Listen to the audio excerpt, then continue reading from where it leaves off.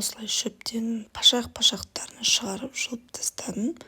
Тегі қоймай кетті ғой. Күн ысып кеткен етін. Бүгін күн суық, жемпір мені шықтым дала. Шөп жұлу оңай емес, конечно, анау тез-тез істеп жатқан тірлігімді көрсетіп қойғанмын ғой. Шөптің бәрін жұлып, жан-жағын бәрін тазалап, огурцидың шөбіне кірістім. Енді огурцидың шөбін жұлып тастап, оны отау керек болды. Сосын түбіне бәрін үйіп қойдым десем, огурциларым кәдімгідей уже түйін салып қойған екен. Мен оны байқамай қалыппын. Помидорларым да түйін салған, енді қызарса болды.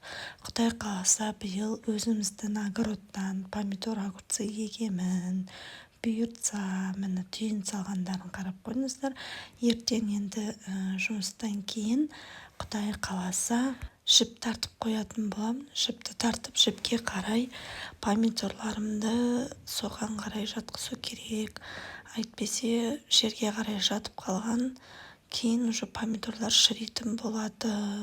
Соны шірітпей жіп байлап қою керек болып тұр. Огурцыларымда дәл солай болып тұр. Қарасаңыздар, әжептер уже түйін салып бастаған, әдем болып қалған. Міне түйіндер уже шығып жатыр. Бұған да жіп байлау керек болып тұр, өйткені көбісі салбырап қалған. Салбырағанын көрсек, андай кейін суғарған кезде былжырап, огурцылар да шірейді, помидор да шірейтін болады. Міне көріп тұрғандарыңыздай әдем болып уже түйін салып қойған. Алла қаласа осы огурцилармен банк жабатын боламыз биыл. Оны да салатын боламын. Помидор огурциді жапқанымды шие теру керек болды. Бүгін бізге еще шиемен компот жасау керек болған кейін тез-тез жұмысымды бітіріп тастадым.